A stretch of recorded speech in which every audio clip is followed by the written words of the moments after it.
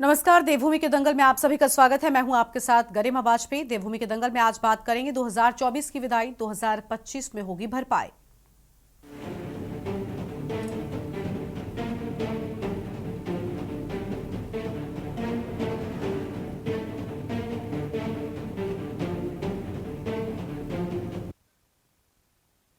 साल 2024 की विदाई के साथ ही नए साल 2025 में हम प्रवेश करने जा रहे हैं। कहते हैं जनवरी सपना दिखाता है और दिसंबर का महीना आईना दिखाता है। इसी के मद्देनजर आज हम उत्तराखंड की धामी सरकार के 2024 के कामकाज का विश्लेषण करेंगे। इसके तहत धामी सरकार की उपलब्धियों के साथ ही अधूरे कार्यों को भी आपको याद दिलाएंगे। बताते चले कि 2024 में यूसीसी को लेकर उत्तराखंड चर्चाओं में रहा। हालांकि 2024 में ये लागू नहीं हुआ। इसके अलावा बात करें तो सशक्त भू कानून, मूल निवास के साथ ही पहाड़ों में पलायन रोकने, पहाड़ों में शिक्षा, सड़क और स्वास्थ्य व्यवस्था को बेहतर करने के सरकार के तमाम दावे अभी भी अधूरे हैं। हालांकि मुख्यमंत्री धामी का यह दावा है कि 2024 में उत्तराखंड के नाम कई उपलब्धियां दर्ज हैं। मुख्यमंत्री के मुताबिक सरकार के ऐतिहासिक निर्णयों की बदौलत राष्ट्रीय औसत से बेरोजगारी दर प्रदेश में 4.4% कम हुई है। इसके अलावा नीति आयोग के सतत विकास के लक्ष्यों में प्रदेश पहले पायदान पर रहा है और इसके अलावा राजस्व बढ़ोतरी के साथ ही कई अनेक कार्यों में राज्य ने उपलब्धि हासिल की है। वहीं विपक्षी दलों ने अगर माने तो 2024 में प्रदेश ने कोई उपलब्धियां हासिल नहीं की हैं। प्रदेश में इन्वेस्टर्स समिट आयोजित करने के बाद भी राज्य का युवा बेरोजगार है। पिछले 3 सालों से यूसीसी लागू करने का सिर्फ दावा ही किया जा रहा है। इसके अलावा मूल निवास और भू कानून के साथ ही कई कार्यों को सरकार ने अधूरा रखा है। अब सवाल यह है कि क्या सरकार 2025 में इन अधूरे कार्यों को पूरा करेगी? आज इन्हीं सब मुद्दों पर हम करेंगे विस्तार से चर्चा, लेकिन उससे पहले एक नजर आज की इस खास रिपोर्ट पर डालिए। साल 2024 की विदाई के बाद उत्तराखंड की उपलब्धियां और अधूरे कार्यों पर राज्य में नई बहस शुरू हो गई है। विपक्ष का आरोप है कि सरकार के कामकाज के लिहाज से साल 2024 बेहद निराशाजनक रहा है। सरकार साल भर यूसीसी जल्द लागू करने की चर्चा करती रही, लेकिन ऐसा हुआ है। राज्य में सख्त भू कानून लागू करने, पहाड़ों से पलायन रोकने, पहाड़ों में शिक्षा, सड़क और स्वास्थ्य व्यवस्था को बेहतर करने के सरकार के तमाम दावे अधूरे हैं। हालांकि मुख्यमंत्री धामी का दावा है कि 2024 में उत्तराखंड के नाम कई उपलब्धियां दर्ज हुई हैं। राष्ट्रीय औसत से बेरोजगारी दर प्रदेश में 4.4% कम हुई है। इसके अलावा नीति आयोग के तहत विकास के लक्ष्यों में प्रदेश पहले पायदान पर रहा है। इसके अलावा राजस्व बढ़ोतरी के साथ ही कई अनेक कार्यों में राज्य ने उपलब्धियां हासिल की हैं। नहीं, बहुत सारी उपलब्धियां हमको मिली हैं। चाहे हम आज नीति आयोग के द्वारा जो आंकड़े प्रतिवर्ष जारी किए जाते हैं सतत विकास के लक्ष्यों को प्राप्त करने में, उसमें उत्तराखंड राज्य पहले पायदान पर रहा है।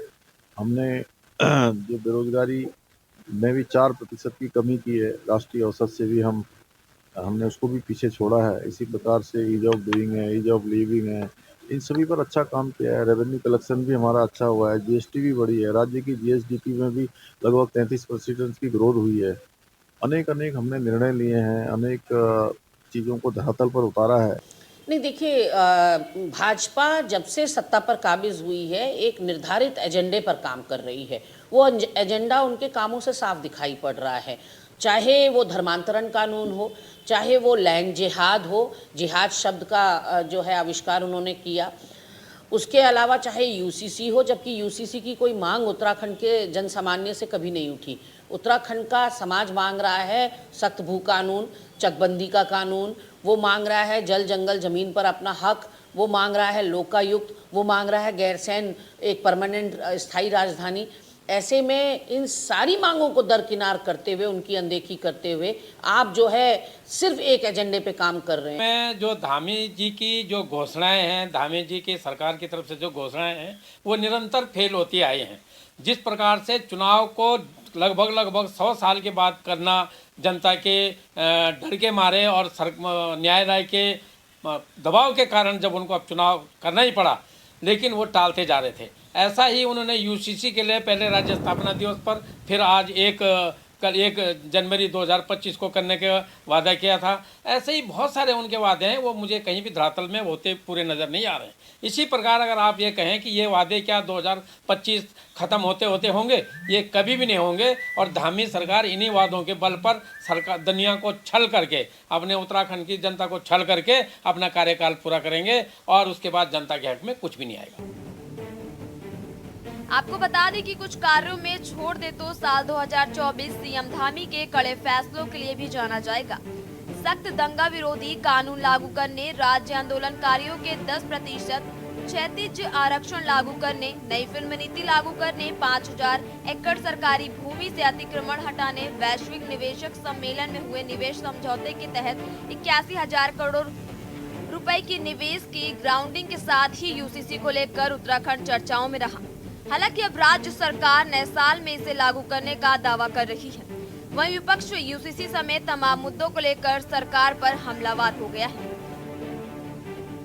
जो श्रद्धेय अटल जी ने एक सुशासन की व्यवस्था कायम की थी अपने शासनकाल में, और उसको देश के यशस्वी प्रधानमंत्री आदरणीय नरेंद्र मोदी जी ने आगे बढ़ाया।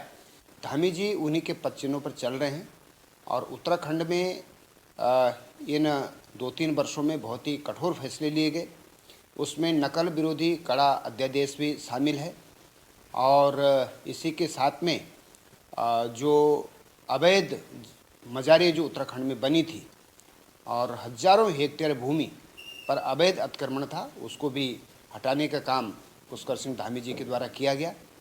और हमने नकल विरोधी अध्यादेश के बाद ये देखा है कि गरीब से गरीब बच्चे, जहाँ की पहले माफिया सिलेक्शन करते थे, वहाँ ऐसे गरीब घरों के बच्चे 1 नहीं, 2 नहीं, 3 नहीं, 4-4 परीक्षाओं में वो लोग क्वालिफाई हुए हैं। सीधी और सपाट बात यह है कि भाजपा राज में उत्तराखंड की और खास करके देहरादून की तो दुर्दशा बड़ी ही बड़ी है।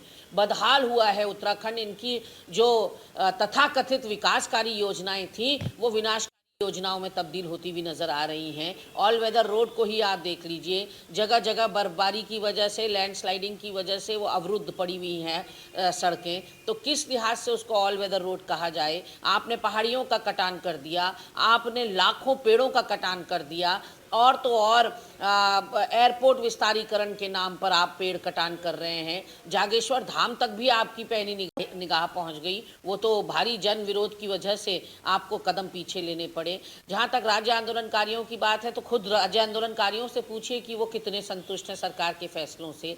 और ऐसे में ज़मीनों का खुर्द-बुर्द होना सबसे ज़्यादा ऐतिहासिक मुझे लगता है ये कार्यकाल रहा है। शराब की ओवर रेटिंग के लिए, अवैध खनन के लिए। कुल मिलाकर नए साल से प्रदेश को काफी उम्मीदें हैं।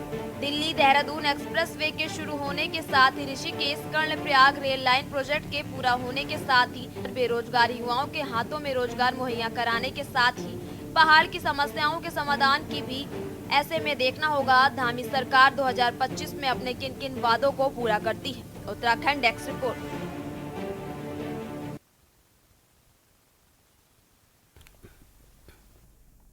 और आज इसी मुद्दे पर हम करेंगे विस्तार से चर्चा। खास मेहमानों का पैनल हमारे साथ में जुड़ चुका है। हम उनसे सबसे पहले आपका परिचय कराते हैं। प्रभा बंधूनी जी हमारे साथ में हैं, प्रदेश प्रवक्ता बीजेपी की ओर से। मंजू त्रिपाठी जी हैं, कांग्रेस पार्टी की ओर से प्रदेश प्रवक्ता। दीपक रावत जी हैं, यूकेडी की ओर से केंद्रीय प्रवक्ता। अरुण शर्मा जी वरिष्ठ पत्रकार हैं।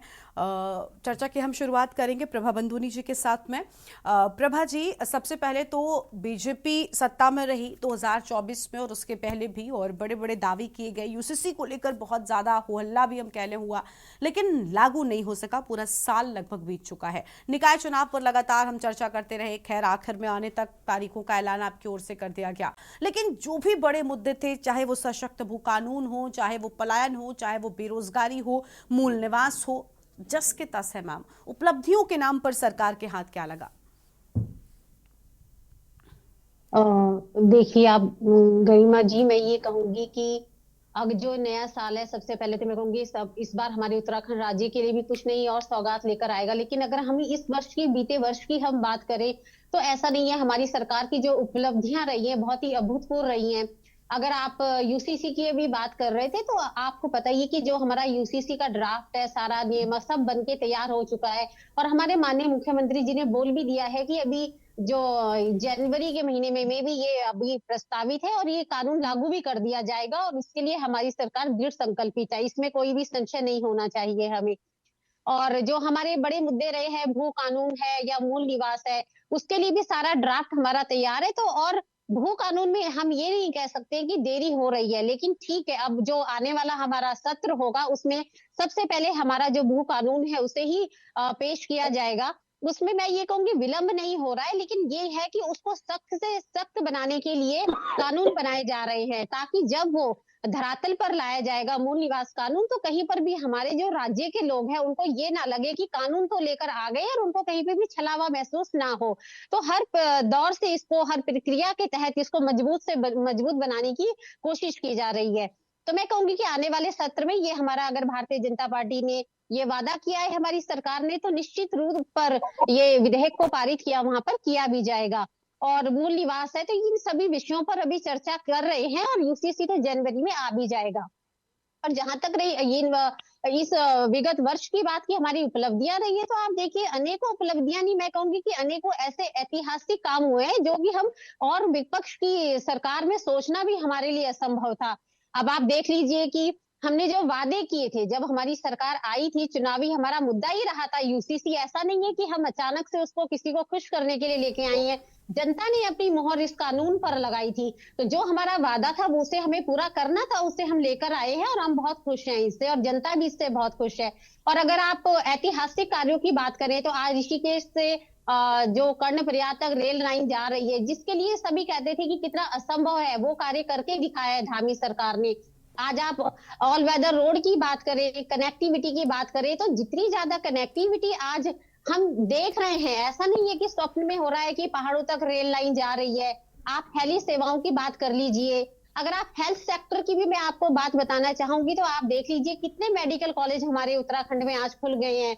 और उससे भी ज्यादा, ठीक है उत्तराखंड में मेडिकल कॉलेज खुले हैं, लेकिन उससे भी ज्यादा जो हर्ष का विषय है, अभी पिछले दिनों ही आपने एक समाचार सुना होगा कि जो हमारे श्रीनगर मेडिकल कॉलेज के कितने हमारे वहां के एमबीबीएस के स्टूडेंट हैं जिनको ऑल इंडिया में एमडी में एडमिशन मिला है, एमडी में वो सेवारत होके पूरे देश की सेवाएं देंगे। तो कहने का मतलब है कि केवल मेडिकल कॉलेज ही नहीं खुले हैं, वहां की गुणवत्ता के बारे में आप सोचिए कि पूरे देश में हमारे वहां से बच्चे गए हैं जो पूरे देश में हवाई मतलब ये सेवाएं स्वास्थ्य के क्षेत्र में दे रहे हैं। अगर हम शिक्षा की बात भी करें तो जो ये हम कहेंगे कि नकल विरोधी कानून जब से आया है, कितने छात्र छात्राओं को यहाँ पर सुविधाएं मिल रही हैं, कितनी ट्रांसपेरेंसी इसमें आई है, बच्चे इतने सारे टेस्ट क्लियर कर रहे हैं और जगह जगह नौकरियों में उनको मैं कह सकती हूँ स्थान मिल रहा है। तो स्वास्थ्य, शिक्षा, कनेक्टिविटी जो मूलभूत हमारी जरूरतें होती है, तो हर जगह धामी सरकार ने अपना परचम लहराया है। और इसके साथ साथ मैं कहूंगी कि जो लोगों के लिए एक मेन उनके लिए मुद्दा ये रहा है इन्वेस्टमेंट का या बेरोजगारी रहता है, तो उसके लिए भी हमारी सरकार ने, अगर हम पहले के भी आंकड़े देखें, जो हमने वादा किया था चुनावी टाइम पे, वो सारे मुद्दे मैं अभी भी आपको ये कहूंगी कि ये नहीं है कि हमने 100% अचीव कर लिया है, हमारे पास अभी वक्त है, उस आने वाले वक्त में उसको 100% तक हम लेकर जाएंगे। अगर बस 18,000 नौकरियां दी है धामी सरकार ने सरकारी विभागों में बच्चों को, वहां पर उन्होंने अपना जो संकल्प था उसे पूरा किया है। और अगर आप बेरोजगारी की दर कहेंगे वो कम हुई है, जो हमारे उत्तराखंड आंदोलनकारी के भाई रहे उनके लिए 37 आरक्षण की व्यवस्था की है, वो भी उनको सरकारी नौकरियां उनको दी गई हैं, पेंशन उनको दी जा रही है। तो हर जगह से जहां पर भी ये लगा है कि हमारे राज्य के जो लोग हैं उनके हितों की रक्षा करनी चाहिए, तो भारतीय जनता पार्टी ने सबके हितों की रक्षा करी है। और वो चाहे हमारे उत्तराखंड आंदोलनकारी भाई रहे हो जिन्होंने इस उत्तराखंड राज्य को बनाने में अपना योगदान दिया है, या फिर राज्य बनने के बाद जो अपेक्षाएं रहती है एक राज्य से, एक सरकार से लोगों की, तो भारतीय जनता पार्टी हर उस वहां तक पहुंचने में कामयाब हुई है। अगर आप ये देख लीजिए, हमारी जो मेन उत्तराखंड राज्य के जो मेन स्रोत है हमारा, चाहे वो तीर्थाटन हो या पर्यटन हो, अगर हम उसकी भी बात करें तो आज आप चार धाम यात्रा देख लीजिए, कितनी भव्य और दिव्य वो यात्रा हो गई है कि पूरे देश से श्रद्धालु जब यहाँ आते हैं तो कितना अनुभव लेकर वो जा रहे हैं। और अभी तो रिसेंटली जो हमारी ये शीतकालीन यात्रा भी प्रारंभ हुई है, उसके भी हमें अच्छे आंकड़े सामने आ रहे हैं। और एक पर्यटन के रूप में भी हम देखें तो इसको विकसित करने के लिए आज जगह जगह पर्यटन में भी इतना ज्यादा निवेश बढ़ाया गया है धामी सरकार के द्वारा कि लोग यहाँ की उत्तराखंड की तरफ आकर्षित हो रहे हैं। जो पहले हिमाचल की तरफ जाया करते थे, तो आज पर्वतीय राज्यों में अगर नंबर 1 किसी को विकल्प बन गया है पर्यटन की दृष्टि से, तो वो उत्तराखंड ही है। सारे अभी आप देख रहे हैं न्यू ईयर पे कितने पर्यटक है, वो सबके सब उत्तराखंड का रुख कर रहे हैं। तो ये हमारे लिए बहुत ही खुशी की बात है और एक सुखद अनुभव है कि यहाँ रोजगार बढ़ रहा है और आय के स्रोत हमारे जो स्थानीय लोग हैं उनके लिए भी बढ़ते जा रहे हैं, जो कि हर सरकार का एक सपना रहता है कि किसी को किसी भी प्रकार की समस्या ना रहे। और हर तरह से ये आगे ही बढ़ता जा रहा है। तो मुझे तो लग रहा है कि जो हमारे ऐतिहासिक लक्ष्य है हमने प्राप्त किए हैं। और अगर हम देखें कि कुछ ऐसे मुद्दे होते हैं कि जो सरकार के पहले से चुनावी मुद्दे नहीं होते हैं, वो अचानक से आते हैं। अगर हमारा अतिक्रमण का ही मैं कहूंगी 5000 एकड़ जमीन हमारी सरकार ने जो विवादित जमीन थी उसको अपने कब्जे में लिया है, तो ये भी अपने में एक बहुत बड़ा साहसिक कदम है, जो कि हर सरकार उठाने से पहले 10 बार सोचती है कि कहीं हम ऐसा कदम करेंगे तो कहीं हमारे कोई फर्क ना पड़ जाए। तो ये सारे ऐसे मुद्दे हैं कि जहां पर आप राजस्व की बात करें, राजस्व हमारा बढ़ा है, बेरोजगारी की दर भी कम हुई है, नए नए हम कहेंगे परियोजनाओं में पैसा लगाया है सरकार ने, तो जिससे कि राज्य की छवि भी बहुत उभर कर सामने आई है। अभी हमारा इतना भव्य दिव्य उत्तराखंड सदन बना है दिल्ली में, जहां पर कि सब लोग जा रहे हैं। तो मैं कहूंगी कि हर जगह से ये हमारे लिए एक सुखद अनुभव है। बहुत ही अच्छा साहसिक कदम भी हमारी सरकार ने उठाए हैं। तो मैं ये विगत वर्ष मैं ये कहना चाहूंगी कि ऐतिहासिक उपलब्धियों से भरा रहा है और इसके लिए मैं धामी सरकार को बहुत बहुत शुभकामनाएं भी देती हूँ और यही प्रार्थना करूंगी कि आने वाले जो नया साल होगा उसमें और हम अच्छा कार्य करेंगे और जनता को भी अच्छा लगेगा और हम सबके लिए सुखद अनुभव रहेगा। ठीक है, बहुत अच्छी बात है। लेकिन मैम देखिए, उम्मीद इस साल से भी थी कि कम से कम चीज़ें बेहतर होंगी, कुछ चीज़ों का संपूर्ण समाधान होगा, जो नहीं हुआ ये बड़ी बात थी अपने आप में। मंजू त्रिपाठी जी हैं प्रदेश प्रवक्ता कांग्रेस पार्टी की ओर से। मंजू जी, विपक्ष के लिए भी अगर हम देखें तो ठीक है, विपक्ष ने इन सारे मुद्दों को लेकर सरकार को घेरने का बड़ा प्रयास किया, लेकिन बद्रीनाथ मंगलौर छोड़ दें तो उसके अलावा क्या बड़ी उपलब्धि थी जो हाथ लगी और विपक्ष मजबूत हुआ हो? चीज़ें उतनी ठीक नहीं रही विपक्ष के लिए भी। गरिमा जी, आ रही है आपको मेरी आवाज? जी, आपकी आवाज आ रही है, बोलिए मैम। गरिमा जी, देखिए, जो है आपने भी देखा, हमने भी देखा, सबने देखा कि बीजेपी राज्य में राज्यवासियों ने अपने आप को ठगा हुआ सा महसूस किया है। उपलब्धियां इनकी यही रही हैं कि इन्वेस्टर समिट के नाम पर इन्होंने इस राज्य में डाका डाला। बिजली की समस्या, बिजली का दर बढ़ गए, महंगाई, बेरोजगारी किस कदर बढ़ी हुई है वो सभी आप लोग सभी देख ही रहे हैं, किस लिए जनता त्रस्त हो रही है। और इनकी उपलब्धि ये रही कि कांग्रेस द्वारा बनाई गई सरकारी संस्थाओं को इन्होंने बेचा।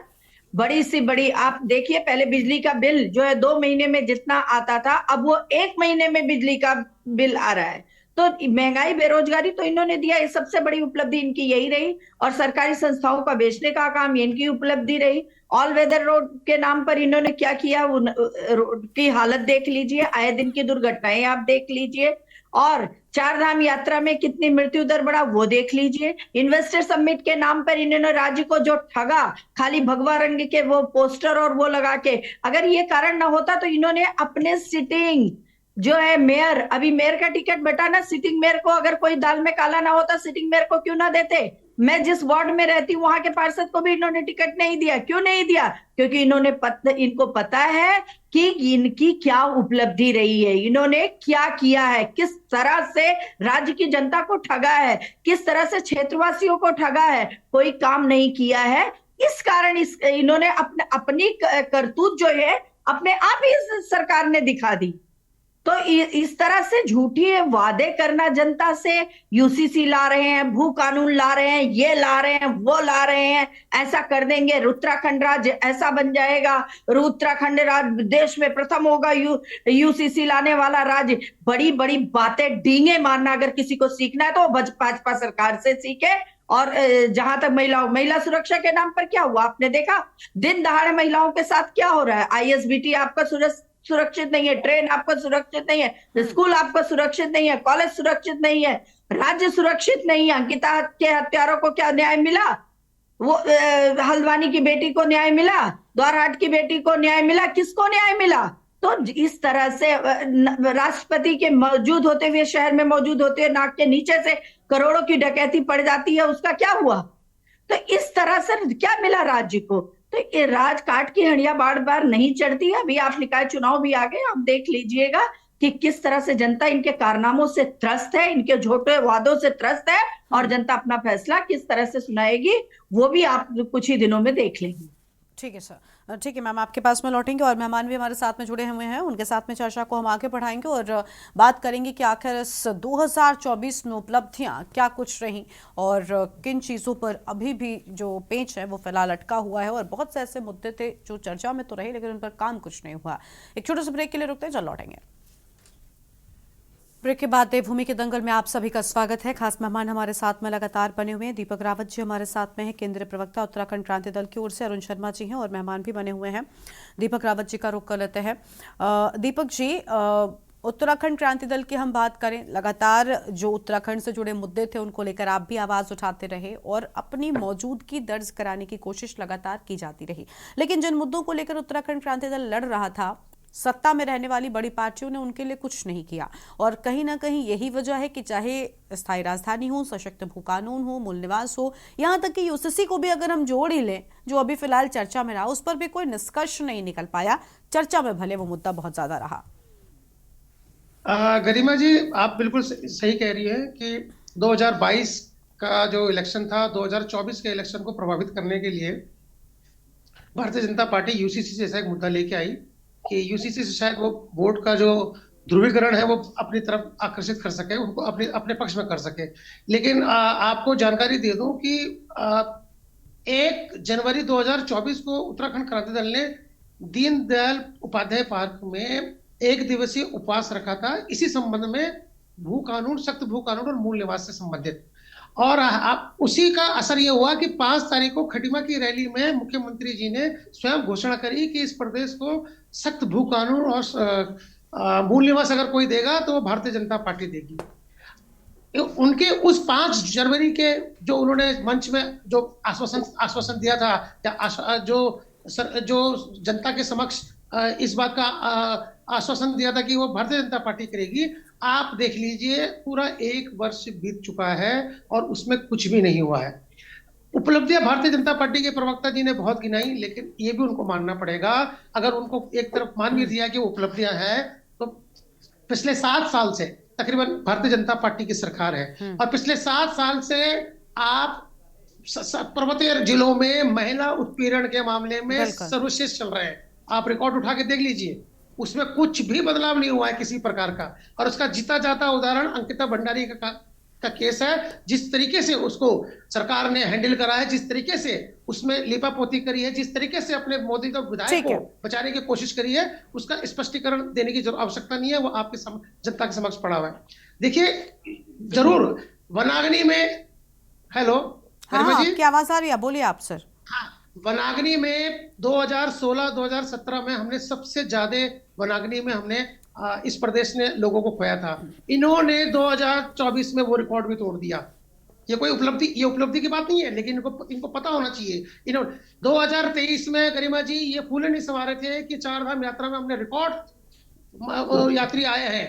2024 में उसमें जो जबरदस्त गिरावट आई है वो सिर्फ इनके मिसमैनेजमेंट के कारण आया है। तो ऐसे बहुत से कारण हैं गरिमा जी, जब लगता है कि सरकार बोलती कुछ है और करती कुछ है और वास्तविकता में होता कुछ है, तो इनकी इतनी कथनी करने में इतना भेद है कि आप ये देखिए कि आज जब हम निकाय चुनाव को देख रहे हैं, तो निकाय चुनाव में जिस प्रकार से इनके मुद्दे जो है, मुद्दा ही नहीं, कोई मुद्दा ही नहीं है। आप एक और आप ही के चैनल में कितनी बार स्मार्ट सिटी का प्रोजेक्ट 2015-16 से पूरे भारतवर्ष में चल रहा है। अब पिछले 7 साल से गरिमा जी भारतीय जनता पार्टी की सरकार है, मुख्यमंत्री बदले हो, अब आप बताइए, स्मार्ट उत्तराखंड देहरादून क्या स्मार्ट सिटी में आ गया है?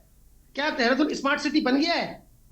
और इससे पहले बहुत से राज्यों में जो जिन शहरों का चुनाव हुआ था वो स्मार्ट सिटी बन चुके हैं, लेकिन देहरादून की स्थिति यह है कि आप देख लीजिए, जहां रोड ना खुदी हुई हो वहां रोड खोदने के लिए कोई ना कोई आई जाएगा, कोई ना कोई विभाग रोड खोद देता है। तो आप स्मार्ट सिटी तक नहीं बना पाए हैं। इस 7 वर्षों में तो भारतीय जनता पार्टी की सरकार है ना, इन्हीं के मुख्यमंत्री रहे हैं, मेयर भी इन्हीं के थे, तो क्या कारण है कि देहरादून स्मार्ट सिटी में अब तक बन नहीं पाया है? इसकी और उसी का नतीजा है कि केंद्र ने 2024 के बजट में राज्य को स्मार्ट सिटी के नाम पे कोई अतिरिक्त पैसा नहीं दिया है। ये इसकी जिम्मेदारी तो भारतीय जनता पार्टी के प्रशासकों को लेनी पड़ेगी ना। मेयर, जो निवर्तमान मेयर है उनको लेनी पड़ेगी, जो मुख्यमंत्री है उनको लेनी पड़ेगी। तो इसे कैसे बचा जा सकता है? तो ऐसे बहुत से मुद्दे हैं। भू कानून है, सख्त भू कानून की बात कर रहे हैं, मूल निवास के लिए लोग सड़कों पे है, बेरोजगारी का जो आंकड़ा प्रस्तुत कर रहे हैं, 8.5 लाख लोगों ने अपने आप को सेवा नियोजन कार्यालय में रजिस्टर्ड करा रखा है और 18,000 की नौकरियां दे रहे हैं और फिर ये कह रहे हैं कि हमने बेरोजगारी कम कर दी। लगातार युवा सड़कों पे है, लगातार यहाँ पर छात्र जो है आंदोलन कर रहे हैं, जनता जो है वो मूल निवास सख्त भू कानून के लिए सड़कों पे है। सबसे ज्यादा अगर आपको जानकारी दी गरिमा जी, अगर मैं सही हूं तो उत्तराखंड आंदोलन के बाद 2024 में जन आंदोलन सबसे ज्यादा हुए हैं और अपने हक हुकूक की लड़ाई के लिए हुए हैं। तो ये सारी चीजें 2024 में हुई है और 2024 का सबसे बड़ा जो कांड भारतीय जनता पार्टी ने करा, जिस प्रकार से केदारनाथ के मंदिर को दिल्ली के बुराड़ी में ले जाने का इन्होंने प्रयास करा, वो किसी से छुपा नहीं है। वो जनता अब तक भूली नहीं है।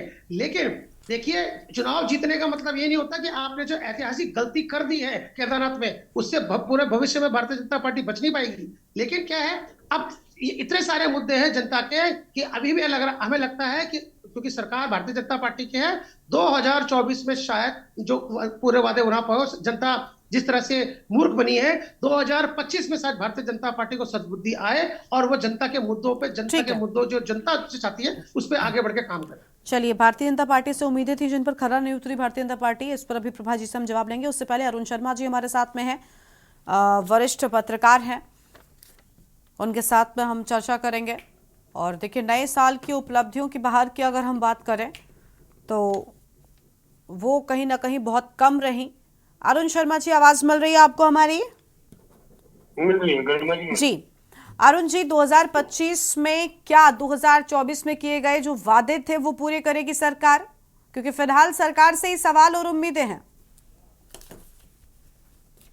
गरिमा, देखिए, विकास एक सतत प्रक्रिया। अगर किसी चीज की घोषणा होती है तो ये मानना गलत हो गया कि वो तुरंत हो जाएगी। एक समयबद्ध तरीके से ही विकास होता है और विकास कभी भी पूरा नहीं होता। लगातार नई चीजें सामने आती है, फिर उन पर काम होता है, पुरानी चीजों को पूरा किया जाता है, फिर नई चीजों को हाथ में लिया जाता है और धीरे धीरे काम होते हैं। ये सही बात है कि उत्तराखंड राज्य, क्योंकि नया राज्य है, इसमें जनाकांक्षाएं बहुत ज्यादा है। जनता बहुत चीजें चाहती है और उतनी चीजें इस छोटे से राज्य के बजट में संभव नहीं होती। इसलिए उत्तराखंड सरकार को हमेशा केंद्र के भरोसे रहना होता है। और अगर आप लगातार चीजें देखेंगे पिछले 7-8 सालों में, तो ये देखिए कि ऑल वेदर रोड केंद्र बना रहा है, रेल जो कर्णप्रयाग का रेल लाइन जा रही है वो भी केंद्र बना रहा है। समय समय पर केंद्र राज्य को अलग अलग मुद्दों पर सहायता देता है। जैसे अभी 1800 करोड़ रुपए की सहायता दी है ऋषिकेश, मुनिगिरेती, लक्ष्मण झूला, सर्गाश्रम, इन सबके डेवलपमेंट के लिए। उसी तरह अलग अलग मदों में चीजें दी जाती हैं, सड़कों के लिए, पुलों के लिए या और चीजों के लिए। जैसे अभी आपदा में पैसा दिया केंद्र ने, आप सबके सामने है, तो वही स्थिति होती है। देखिए, निश्चित तौर पर पिछले सालों में, जैसे पिछले विधानसभा चुनाव में यूसीसी का मुद्दा बड़ी तेजी से आया और उसके बाद उस पर काम भी हुआ। एक कमेटी बनाई गई, कमेटी ने अपनी रिपोर्ट दे दी, रिपोर्ट के बाद जो नियमावली बननी थी वो भी तैयार हो गई है, वो लागू करने की बात। और केवल उत्तराखंड नहीं, पूरे देश की निगाह यूसीसी पर लगी हुई। उसके अलावा नकल विरोधी कानून आया, आप देख लीजिए, बहुत सारी जगह पर अतिक्रमण मुक्त कराया गया वन भूमि को। लगभग 5000 एकड़ सरकार दावा करती है। तो ये वो भूमि है जहां कहीं मंदिर बन गया था, कहीं मजार बन गई थी, इसको मुक्त कराकर सरकार ने अपने कब्जे में ली। और अगर हम राष्ट्रीय आंकड़ों की बात करें तो राज्य में बेरोजगारी कम हुई है। ये अलग बात है कि जो हमारे रोजगार कार्यालय है, उनमें लगभग 8 लाख लोग पंजीकृत बेरोजगार हैं, और उसके अलावा जो पंजीकृत नहीं है वो भी बहुत सारे लोग बेरोजगार हैं, क्योंकि कई चीजें ऐसी होती है कि हमारा आधा साल तो बर्फबारी और सर्दी में चला जाता है, और यात्रा काल केवल 6 महीने रहता है, जो हमारे आय का मूल स्रोत है। और उस होता क्या है कि जब यात्रा काल के अलावा जो बाकी समय होता है, उसमें सर्दियों में खासकर जब बर्फबारी होती है तब यहाँ भीड़ उमड़ती है। या हम दूसरी चीज देखें, औली में बर्फ के खेलों के लिए या ऋषिकेश में राफ्टिंग के लिए भीड़ आती है। इसके अलावा अक्सर जब स्कूल खुले रहते हैं तो भीड़ कम हो जाती है। गर्मियों में तो चलिए 4 धाम की वजह से भीड़ होती है, और बरसात में हम आपदाओं का दंश झेलते हैं। ये तमाम चीजें हैं, क्योंकि पूरा का पूरा उत्तराखंड जो है मौसम के ऊपर डिपेंड करता है। यहाँ बारिश होना दुश्वारियां बढ़ाता है, बर्फबारी दुश्वारियां बढ़ाता है, तो उसके लिए अब मौसम के खिलाफ कोई ठोस योजना तो बन नहीं सकती कि बारिश रोक दी जाए या बर्फबारी रोक दी जाए, ऐसा तो हो नहीं सकता। ये तो चाहे कोई सरकार हो, उसको इस विपदा को झेलना ही पड़ेगा। बरसात में लैंडस्लाइड बहुत ज्यादा होती है, तो उसके बाद पुनर्निर्माण की चुनौती सामने रहती है। पुनर्निर्माण किए जाते हैं, कई जगह पे पूरे हो जाते हैं, कई जगह पे नहीं होते। पिछली बरसात के पुनर्निर्माण कई जगह पर अब तक पूरे नहीं हुए। तो ये चुनौती है, ये प्रदेश चुनौतियों का प्रदेश है। राजनीतिक चुनौती भी है, आर्थिक चुनौती भी है, प्राकृतिक चुनौती भी है, चुनौती है चारों तरफ। जी गरिमा, ठीक है, आपके पास में लौटेंगे और मेहमान हमारे साथ में उनका रुख कर लेते हैं। अब हमारे साथ में प्रभा जी हैं। प्रभा जी, शिकायतें सरकार से थी सभी को और वो जस की तस बनी हुई हैं। नए साल में भले ही उम्मीदों की बहार है, लेकिन क्योंकि पिछला साल जो मुद्दे थे, जो समस्याएं थी, सब वैसे के वैसे रहे, तो किस बना पर ये कहा जाए कि डबल इंजन की सरकार उत्तराखंड की बेहतरी के लिए काम कर रही है? देखिए गरिमा जी, मैं आपको सबसे पहले तो ये कहूंगी कि जो विपक्ष की अभी मैं चर्चा सुन रही थी, आइए औरों के लिए विजन की बात करते। इनका विजन क्या है? आज भी इनका विजन क्या चल रहा है? ये अभी तक केदारनाथ की जो हार है, मुझे लगता है ये से उबर ही नहीं पाए हैं। अभी भी इनका वही शिला की बातें चल रही हैं, अभी मंदिर को ले जाने की बात चल रही है, जबकि हमारे माननीय मुख्यमंत्री जी ने इस मुद्दे को चुनाव के साथ समाप्त कर दिया कि अगर किसी ने कुछ कहा है तो उसको छोड़ दीजिए, आगे की तरफ अपना विजन बढ़ाइए और आगे विकास की तरफ आप बढ़िए।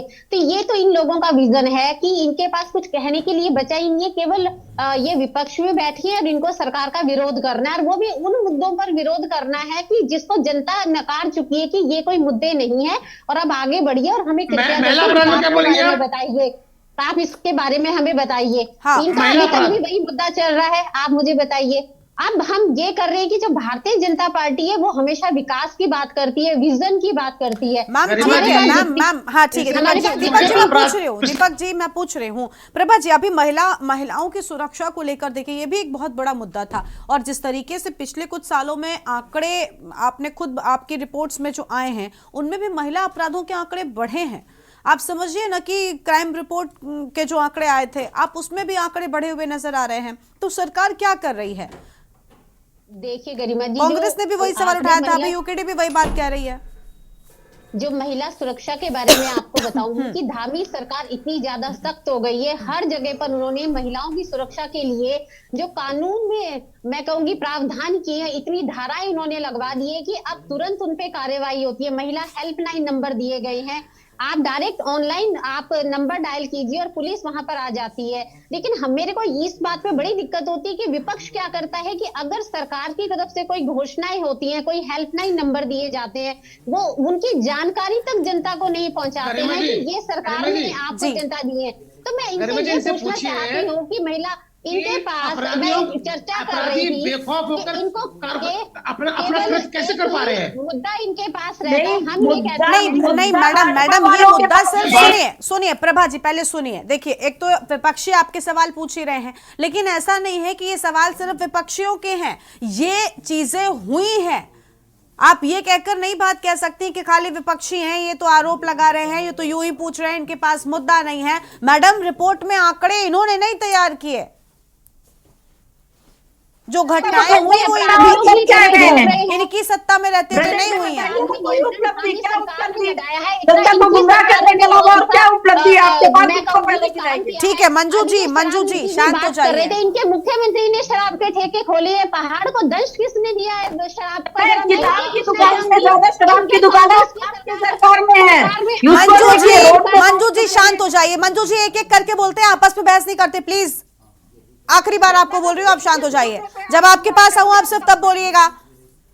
जितनी आपने वहाँ की महिलाओं को मैं कह सकती दुख दिया है वो यही एक कारण है कि आप अरे मैडम मंच मिला है तो कुछ भी मत बोलिए। कुछ ठीक है मंच मिला है तो प्रभा जी अब मंजू जी अगर आप बीच में बोलेंगी ना तो ऐसे आवाज नहीं आती है। और पहले तो कम से कम टीवी पर बैठती है तो इतना सीख कर बैठिए कि कब आपको बोलना है। जब आपसे बोलने के लिए बोला जाए सिर्फ तब बोलिए प्लीज। आप सभी लोग अगर टीवी डिबेट में बैठते हैं तो ये बात आपको पता होनी चाहिए कि बीच में नहीं बोलते हैं। जब मैं सवाल करने के लिए बैठी हूं आप लोग आपस में ही सारी चर्चा कर लेंगे और समय व्यर्थ कर दीजिएगा। यही असल राजनीति में भी आप लोग करते हो और टीवी पर बैठकर भी सिर्फ यही करना चाहते हैं। प्रभा जी आप सिर्फ ये कहती जा रही हैं कि आप लोगों ने जो दुख दिए, मैडम आपकी सरकार में इतने सारे कांड हो गए, इतने सारे केसेस हो गए, ये इनके दुख दिए हुए हैं क्या? कितने अपराधियों को आपने सजा दिला दी? और सिर्फ विपक्षों पर आरोप लगा लीजिए, कुछ बचा नहीं है। देखिए गरिमा जी मैं आपकी ही बात का जवाब दे रही थी, लेकिन इन नहीं आप हमारी बात का जवाब कभी देती ही नहीं है। कोई भी पत्रकारों के बात का जवाब नहीं देता है। वो सिर्फ ये कहता है कि इनकी सरकार में तो इतने आंकड़े, इतने केसेस हो रहे थे। अरे ये गिनाने के लिए थोड़ी हम आपको बैठाते हैं। आप ये बताइए कि आपकी क्या सत्ता में रहते हुए इस तरीके के काम नहीं हुए? आपकी सत्ता में रहते हुए इस तरीके की चीजें नहीं हो रही हैं? आपकी सरकार में महिलाओं के साथ अपराध नहीं बढ़ा है? एनसीआरबी के आंकड़े क्या इन विपक्षों ने तैयार कर दिए? देखिए गरिमा जी मैं आपकी सी बात का जवाब दे रही हूँ। अपराध अगर हम कहीं समाज में होता है तो वो आप उस मेन है कि उस अपराध के ऊपर जो उसके बाद कानून ने उसके ऊपर किस प्रकार से तो मैडम क्या हुआ? फास्ट ट्रैक कोर्ट्स बनाइए, जस्टिस दिलाइए। हम ये नहीं कह रहे हैं कि राज्य में अपराध नहीं होते हैं या आज के बाद अपराध होने बंद हो जाते हैं। ये क्या है? ये क्या डिबेट है? क्या मतलब मंच मिल गया तो कुछ भी बोल। ठीक है मंजू जी आ रही हूँ मैं आपके पास में आती हूँ, अभी आपसे भी सवाल करती हूँ। ठीक है रुकिए प्रभा जी जल्दी कंप्लीट कीजिए आप। गरिमा जी आपको ये बात बता रही हूँ कि धामी सरकार के नेतृत्व में कड़े कानून बने हैं, दंगा रोधी कानून बना है।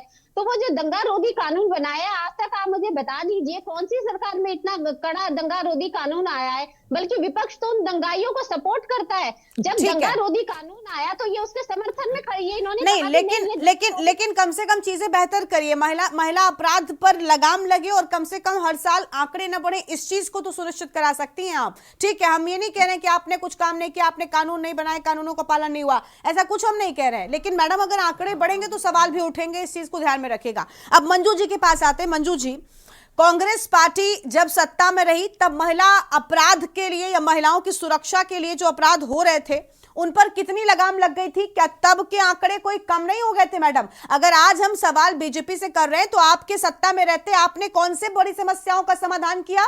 क्या कांग्रेस पार्टी को मौका नहीं मिला था? आज आप बीजेपी से जितनी मजबूती के साथ में सवाल पूछ रही हैं, आपने क्या दिया उत्तराखंड को? आपने क्या मूल निवास दिया? आपने भू कानून दिया, पलायन रोका, बेरोजगारी रोकी। 10 सालों से आप सत्ता से बाहर है। क्यों बाहर है? क्योंकि आपने काम नहीं किया। तो सवाल के जवाब आपके पास भी नहीं है। सिर्फ आरोप लगाने से सब कुछ नहीं होता मैडम। गरिमा जी अगर हमने दिया नहीं तो हमने इनकी तरह डींगे भी नहीं मारी। हमने जो कहा वो करके दिखाया। इनके प्रवक्ताओं की तरह इतनी देर तो से मैं जवाब अब आप शुरुआत अपने जवाब की किससे कर रही हैं कि हमने दिया नहीं? क्यों नहीं दिया? क्या आपके वक्त में स्थायी राजधानी की मांग प्रदेश के लोग नहीं कर रहे थे? सरकार कांग्रेस गवर्नमेंट ने जो कहा है वो करके दिखाया है। क्या आज कांग्रेस गवर्नमेंट ने सरकारी भू कानून को लेकर क्या किया कांग्रेस पार्टी ने? ये जवाब नहीं है मैडम, जनरल बातें नहीं चलेंगी। जब आप बीच में बोलते हैं तो फिर आप तैयार रहिए। नहीं इस तरह से जो ये डींगे मार रहे हैं बड़ी बड़ी के काम करके, महंगाई बेरोजगारी का यही हाल था। गैस सिलेंडर इतने रुपए में ही था। आप देखिए जो ये रोजगार देने की बात है, इसी तरह से रोजगार दिए गए थे।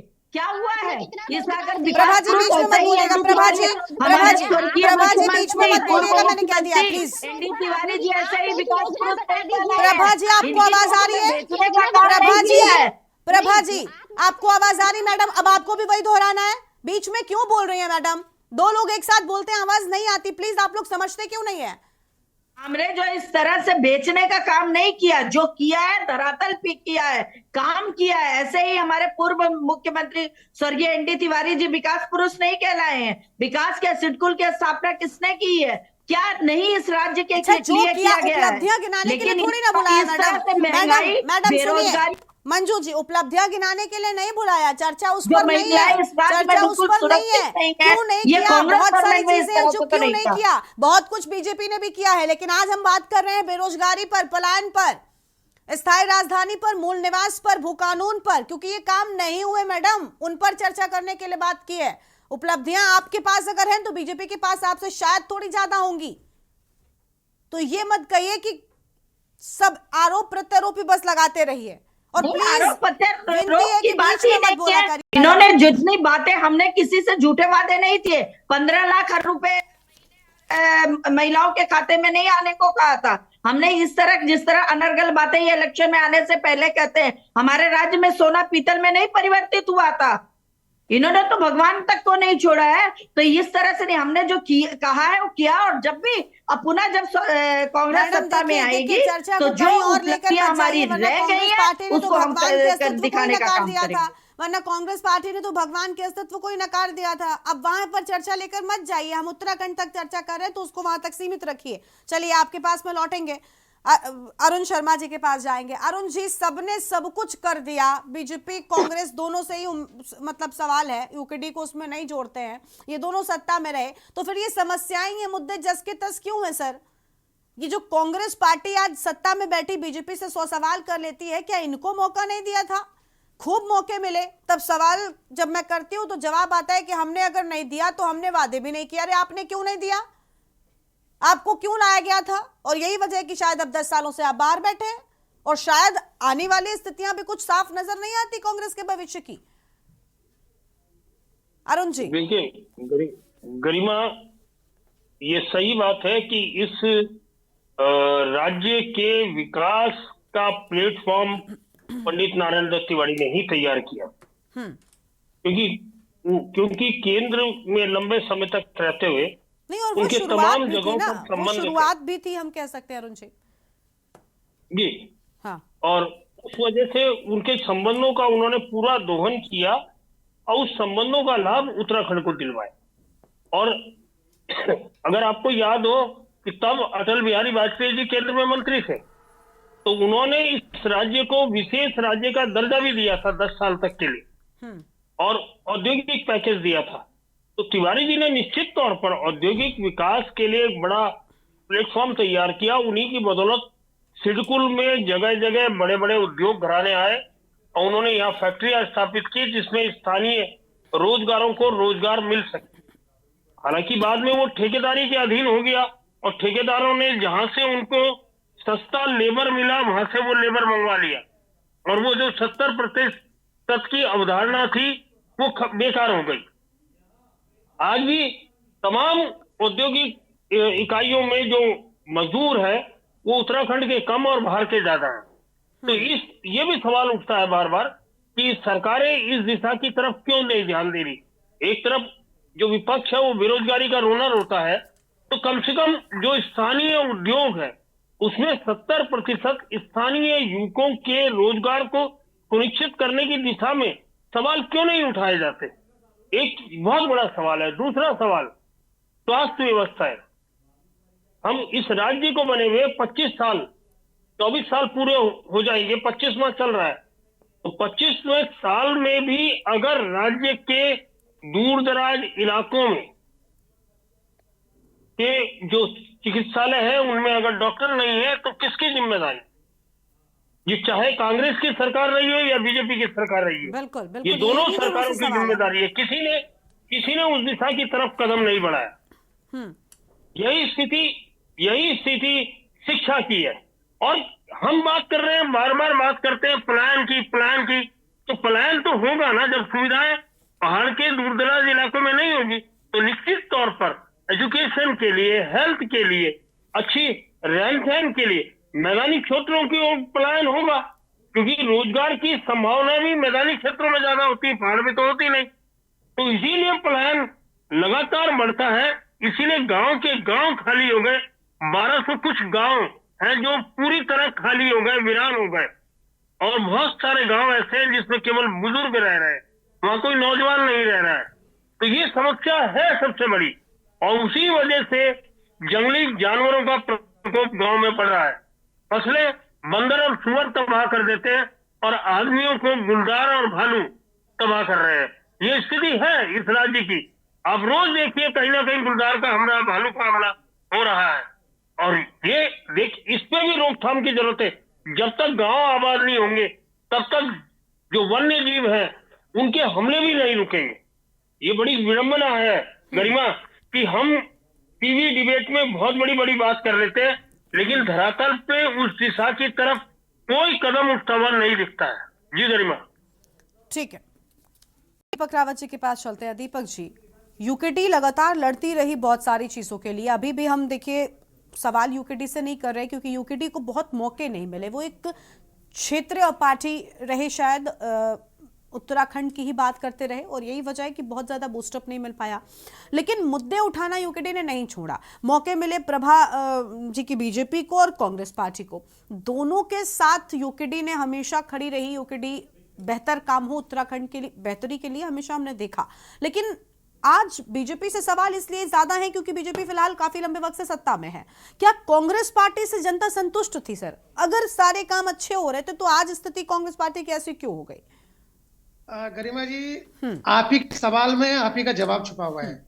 अगर कांग्रेस ने यहाँ की जो जनता है उनकी आकांक्षाओं के अनुरूप शासन किया होता, नीतियां बनाई होती, तो वो 10 साल सत्ता से दूर नहीं होते। यदि 10 साल वो सत्ता से दूर हैं इस प्रदेश में, तो कहीं ना कहीं पर उनका जो पहले का 10 साल का कार्यकाल रहा है, जिस प्रकार की उनकी इस राज्य की जो राजनीति रही है, उनके संगठन की जो राजनीति रही है, उसका दुष्प्रभाव ये इतना पड़ा है कि अब जनता शायद उन पर विश्वास नहीं कर पा रही। और यही स्थिति है जिसके कारण आज भारतीय जनता पार्टी शासन में है और कांग्रेस विपक्ष में है। देखिए, यूकेडी तो इस प्रदेश के बनने से पहले से ही जन मुद्दों को उठाती रही है, और हमारा तो फर्ज बनता है। देखिए, राजनीतिक रूप से भले ही जनता हम पे अपना आशीर्वाद नहीं देती हो, लेकिन शायद ही कोई ऐसा वर्ष रहा हो, शायद ही कोई ऐसा मुद्दा रहा, मंच रहा हो या हो प्रदेश बनने से पूर्व या प्रदेश बनने के बाद भी, जहां पर हमने स्थानीय मुद्दों को ना उठाया हो, या जहां पर सरकारें गलत करती हो उसको नहीं उठाया हो। अब ये जो भारतीय जनता पार्टी की राजनीति है, जो कांग्रेस की राजनीति है, इसका ये परिणाम है कि 24 वर्ष के बाद भी अगर पलायन पे रोकथाम नहीं हो पा रही है तो इसकी जिम्मेदारी यूकेडी की तो नहीं है। यदि रोजगार उत्पन्न नहीं हो पा रहा है तो इसकी जिम्मेदारी यूकेडी की तो नहीं है। ये जो चीजें होती है ना गरिमा जी, हो क्या रखा है कि आप लोग लुभावने वादे कर लेते हैं, और सबसे बड़ी चिंता जो क्या है, मुख्यमंत्री अगर कोई भी बनता है, जब तक वो सुदूर प्रांत में रहने वाले व्यक्ति को केंद्र में रखकर योजना नहीं बनाएगा। यहां दिक्कत ये आ रही है कि 4 जो मैदानी जिले हैं इनको ध्यान में रखकर योजनाएं बनाई जाती हैं। उसमें आपका हरिद्वार है, देहरादून है, उधम सिंह नगर है और आपका हल्द्वानी है। इन 4 जिलों को ध्यान में रखकर ही योजनाएं बनाई जा रही है। उसका दुष्परिणाम ये हो रहा है कि जो योजनाओं में है वो यहाँ के लोग ज्यादा केंद्र में है, और जो सुदूर प्रांत में रहने वाले हैं, जिसकी बात अरुण शर्मा जी कर रहे थे, वो बिल्कुल अछूता है विकास से। इनकी विकास आप ये देखिए, चार धाम इनका कहने का मतलब ये ऑल वेदर रोड की बात ये करते हैं, लेकिन आप ही के चैनल ने डुमुक गांव का प्रकरण दिखाया था जिसमें रोड नहीं पहुंची आज तक। 24 वर्षों तक अगर वो रोड के लिए आंदोलन कर रहे हो इस शब्दों में, तो ये यहीं की जनता है ना। आप ही के चैनलों में आता है कि आप डांडी घाटी में स्वास्थ्य की स्थिति इतनी बुरी है कि प्रसव करने के लिए कभी जंगल में, कभी रास्ते में ही महिला प्रसव कर दे रही है, या अस्पताल लाते लाते उनका स्वर्गवास हो जाता है। तो ये सारी घटनाएं बताती हैं कि ये जो केंद्र में जब तक आदमी यहाँ का मूल निवासी नहीं रहेगा या सुदूर प्रांत का पहाड़ का आदमी नहीं रहेगा, तब तक उनकी समस्या को निदान नहीं होने वाला। और जब जितनी जल्दी यहाँ की जनता इस बारे में सोचेगी कि ऐसा कोई व्यक्ति, ऐसा कोई मुख्यमंत्री हो, हम तो धामी जी पहाड़ के हैं, हम तो कह रहे हैं आप उनको केंद्र में रख के सारी योजनाएं बनाइए, विकास की योजनाएं भी एक तरफ बनाइए और उसको भी केंद्र में रख के उसके लिए सारी योजनाएं बनाइए। अब गरिमा जी, स्वास्थ्य मंत्री जी यहाँ कहते हैं कि 70 साल से ऊपर वाले के पास डॉक्टर आएगा। ये स्वास्थ्य मंत्री जी ने अखबारों की सुर्खियां बटोरी। अब आप मुझे बताइए, दूसरी तरफ एक 70 वर्ष का पुरुष पहाड़ में जो अस्पताल लेते दम तोड़ देता है। अखबारों की सुर्खियां ये बन रही है कि 270 जो डॉक्टर हैं जिनको बॉन्ड की सुविधा मिली थी, जिन्होंने अपनी पढ़ाई के लिए एक अनुबंध किया था सरकार से, अब वो लापता हो रखे हैं, सरकार के बुलाने पर भी नहीं आ रहे। तो ये स्थितियां कहीं ना कहीं पर जो स्वास्थ्य की स्थितियां खराब हुई, उसकी जिम्मेदारी तो सरकार को लेनी पड़ेगी। बिल्कुल, और ये जिम्मेदारियां लेनी चाहिए, चीजें ठीक होनी चाहिए, क्योंकि अगर जनता ने आप पर विश्वास दिखाया है दीपक जी, तो उस विश्वास को बरकरार रखना चाहिए। आपको सिरमौर पर बिठाया तो वो चीजें सत्ता पक्ष बीजेपी को भी ध्यान में रखनी चाहिए कि जनता के मन की जो उम्मीदें हैं उसको ना तोड़ा जाए और प्रदेश हित में काम किया जाए। उम्मीद यही है कि आने वाले साल में जो जनता से वादे किए गए थे उन्हें सत्ता पक्ष जरूर पूरा करेगा, विपक्ष मजबूत होकर बड़े और जनता से जुड़े मुद्दों को उठाएगा ताकि लोकतंत्र जिंदा रहे और साथ ही प्रदेश हित में नए काम होंगे। बहुत शुक्रिया आप सभी मेहमानों का हमारे साथ जुड़ने के लिए और चर्चा में आने के लिए। तो उपलब्धियों के नाम 2024 रहा, लेकिन अब उम्मीद है कि 2025 में जो वादे अधूरे रह गए थे उन्हें भी पूरा करने का पूरा प्रयास सरकार और प्रशासन की ओर से किया जाएगा। देवभूमि के दंगल में आज इतना ही। आप देखते रहिए न्यूज़ इंडिया। नमस्कार।